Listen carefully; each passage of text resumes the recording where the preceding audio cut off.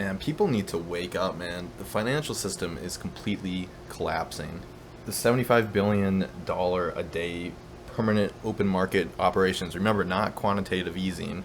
They plan to have it go every day until October 10th, 2019. I don't think they're going to stop. I think as we approach this date, they're going to add another 10 days or another 20 days, and they're just going to keep adding on to it because there's no way they can stop injecting $75 billion a day into the market. But some days that's not even enough. They had to inject even more. Like 75 billion isn't enough for these banks to keep afloat. The people lending out money to everyone, they can't pay their own interest off. They can't pay their own minimum payments off. Like I think the whole system is collapsing like right now. I mean, with the 2 and the 10 yield curve inverting as well a couple months ago, on average, and this is 100%, we have a recession after the 2 and 10 yield curve inverts. 100% it's going to happen. And the average is 9 to 15 months. So it happened, what, in like April or May? So we're looking at, maybe by December, but probably more likely early to mid next year. I don't know. There's just so many negative signs. The fact that, like, these financial institutions, that they have to borrow from the government just to stay afloat. I mean, what happens if the government stops? What if they stop doing this? What's going to happen? The whole thing's going to implode on itself. So Monday, 75 billion.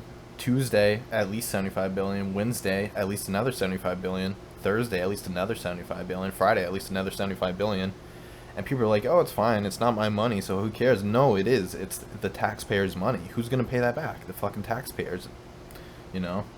It's like anyone that has savings, you're paying for it because they're taking away the purchasing power of your dollar. So it's like ridiculous what's going on. I'm amazed that like there's not as much upper. I mean, I guess people just don't know about this, but it's just like it's so ridiculous what's going on. I mean, how long is this gonna last? Like, how long is the dollar gonna last? I mean, are they even gonna save it during this next financial system collapse? It's just like disgusting, man. And then we got this thing going on too. Like, there's so many geopolitical negative events going on. So just 13% of Americans would support the U.S. military going to war over Saudi oil field attack.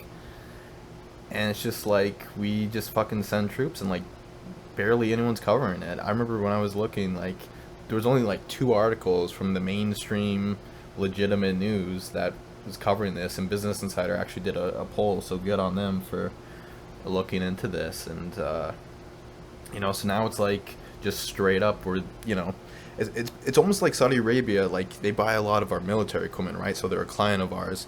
They're basically just paying us, the U.S. military, like their own mercenary force, right? Like they're buying all of our military equipment. So Trump wants to keep them happy, so we just use our military there. So it's like they're just buying us as mercenaries, pretty much, is what's going on. I mean, it's just like what the fuck is going on, So only 13% of Americans would support the U.S. military joining Saudi Arabia in a conflict as part of a response to a recent attack of 2 major Saudi oil fields.